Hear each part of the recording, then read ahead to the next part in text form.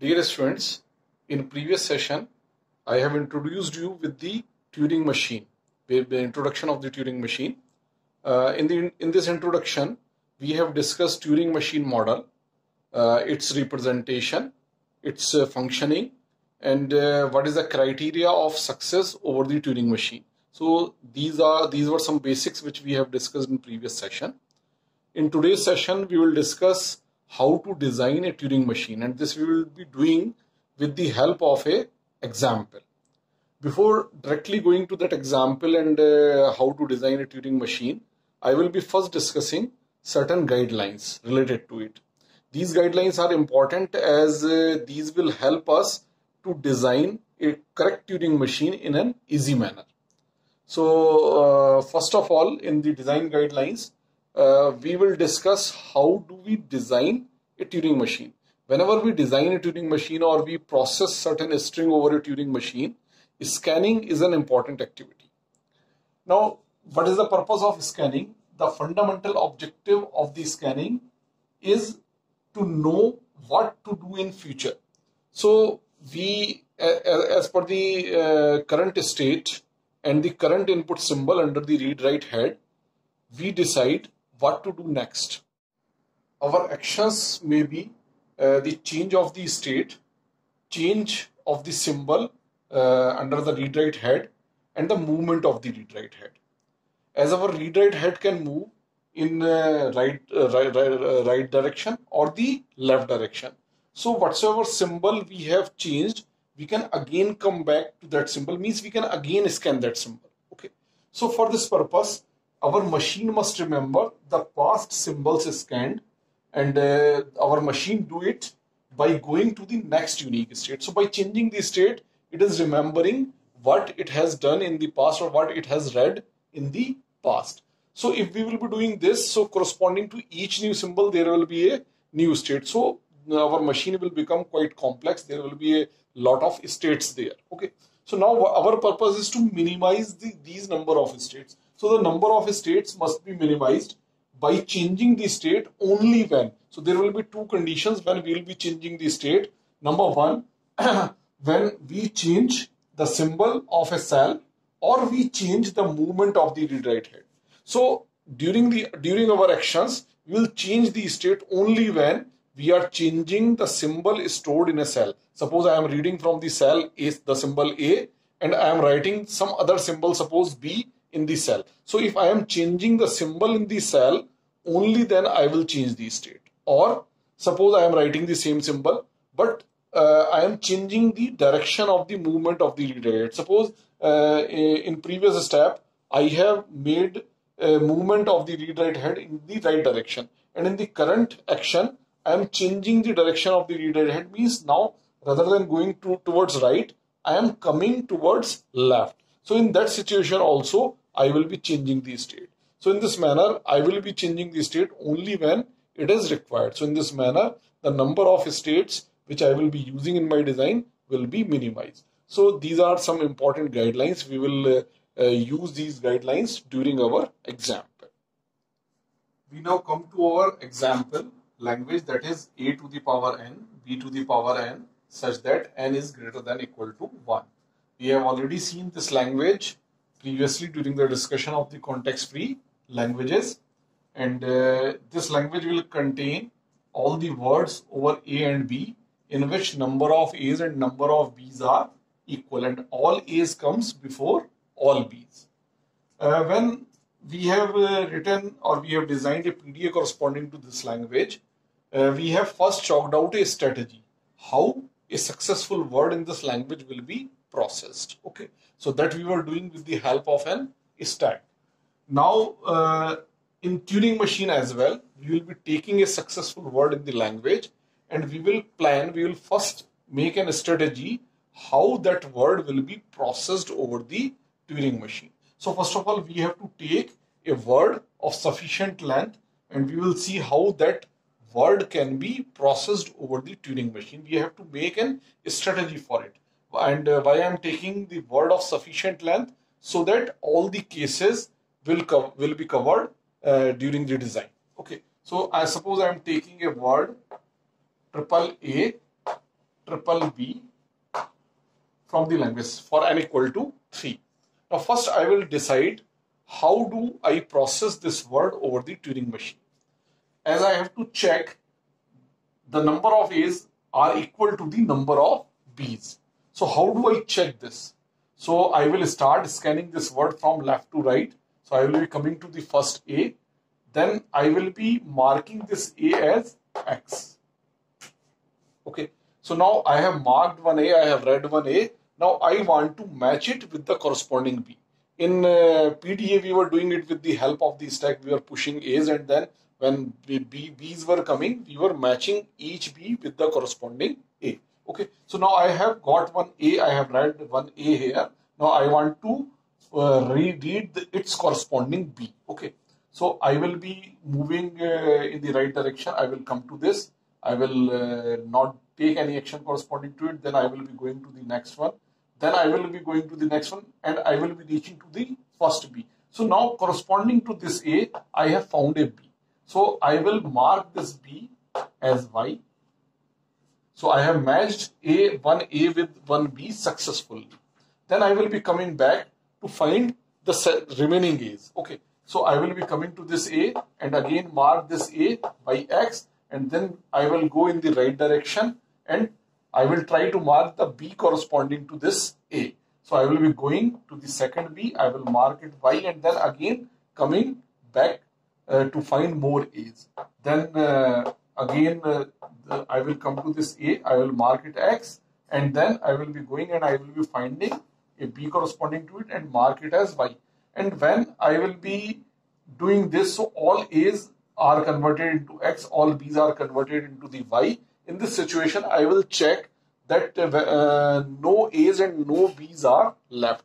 If this is the situation, then I have successfully checked that number of A's and number of B's are equal. So this will be my strategy for making a Turing machine. Now, as per this strategy, I will be designing the Turing machine. Now, as per the strategy discussed, I am going to write a Turing machine for this particular language, and I have taken the same word which I have discussed, that is triple A, triple B. Now this I have taken on the tape. So before to this word we have stored blanks, and after this word also we have stored blanks. So it is the situation of the tape, and initially my read write head will be at the first symbol of my input string. Now I will start with the state Q0. So this is the start state. So this is start state. I am reading the symbol A. So what I have to do for this symbol A, I have to change this symbol A to X, and because I am changing the symbol, so I need to change the state as well as per my guidelines. So I am writing the transition A, X, R, and I am moving to the state Q1. So because in place of A I have written X, that's why I have changed the state to Q1, and then I have to go to the next cell. This and this A I have changed as X. So this action I have taken. Now I am reading the A in the Q1 state. What I have to do? I have to skip all the A's and I have to reach the corresponding B, because I have read one A and I want to match it with a B. So I have to reach the B. So target of the Q1 state is to reach an B. So that's why all the A's in between it will be skipping. So there will be a self loop A, and then R.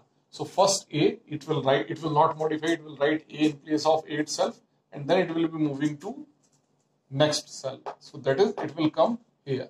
Now here again we are getting A. So I will be writing A in place of it, and then I will be moving to the next cell. So I will come here. Okay. So all the A's I have skipped, then I am reading a B. So in Q1 state, I am reading a B. What I have to do with this B? Because this B is the corresponding to A which I have read and marked as X. Okay. So I will mark this B as Y. So I am reading a B, marking it as Y, and then I will be moving back because the corresponding B I have marked. So I will find more A's to be matched. Okay, so that's why the movement will be towards left.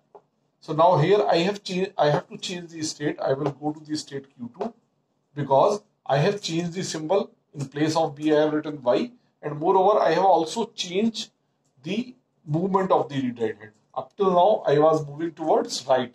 Now I have started moving towards left. So I will move left. So I will mark it Y and I will move towards left.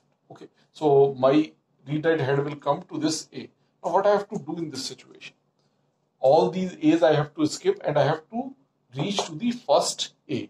The question is, how I will be knowing that my first A is there? So I will be skipping all the A's, and when I will be reaching X, so I will realize that I have come one step more. Then I will be going back to the previous step, that is previous cell, that is I will reach to this A. So I will be skipping all the A's here. So I will be writing something like this: A,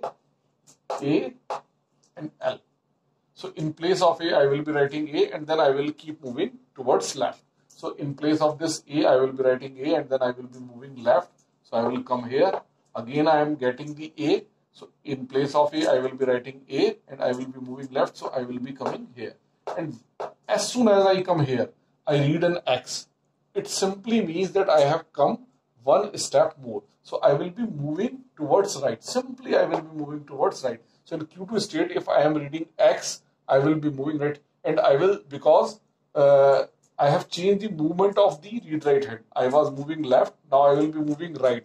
So I have to change the state. Now question is, to what state I should go?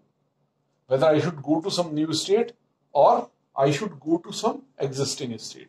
So when I read X, so one cycle has been completed. I have matched, I have read an A, marked it as X, and I have found a corresponding B, marked it as Y, and came back, and again I am going ready to start the same process again. So that's why I will move to the state QZ. So it is X, X, and R. So I was moving towards left, now I have moved right. So in place of X, I will be writing X, and then I have moved one position right. So I will be I will be coming to this cell that is consisting of the next A. Okay. So now I am again in Q0 state.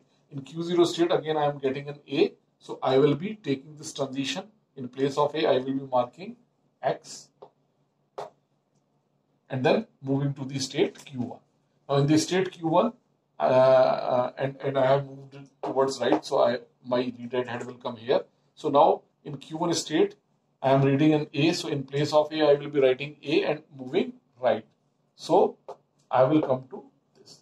Now my aim in Q1 state was to find the matching B. So anything which come in between, I have to skip. So I have skipped all the A's. Now if Y's are coming, then I have to skip these Y's also. Okay. So that's why I will be writing here Y, Y, and R. So I was skipping all the A's. Now I will be skipping all the Y's as well. Okay. So on A's and Y's, I will be remaining in the state Q1 and skipping them until I do not get a B. So I will be, in place of Y, I will be writing Y, and I will be moving to the next position that is consisting of B. So now I have gotten B. So I have gotten match. So in place of B, I will be writing Y and then moving left. So I will be coming here. So now I am in the Q2 state. Now aim of Q2 state is to go back and find the next A to be matched. Okay. So before, in the previous step, I was getting only the A's in between. Now I am getting the Y's as well. Okay. So all the Y's I will be skipping. So Y, Y, L. So this Y, I will write Y in place of it, and I will be moving left. So I will come here, and this is A. Now in place of A, I will be writing A and moving left. So I will be coming again here. Okay. So all A's, Y's, and A's I have skipped. Then I have came to X. As soon as I came to X, I know that the previous cell was containing the A, which I wanted to match. Okay, so in place of X, I will be writing X and moving towards R. In place of X, I will be writing X and moving towards R. So my read-write head will come to this A. Now again, I am in the Q0 state, again finding an A. So again, the second iteration has completed. Now in place of A, I will be writing X, and then I am in the state Q1. Okay, and my read-write head will go to the next position. Now I am getting Y, so all Y's and A's if comes, so I will be skipping. So in place of Y, I will be writing Y and moving towards right. Now again, I am getting a Y, so in place of Y, I will be writing Y and moving one position right. So now I am coming to the B. So in place of B, I will be marking Y and then moving towards left. So I will come here. I am in the Q2 state. Then I am finding Y. So Y, YL means I will write Y and Y, I will move towards one position left. Again, I am getting Y. So YYL. So I will write Y and move one position left. So now I have got X.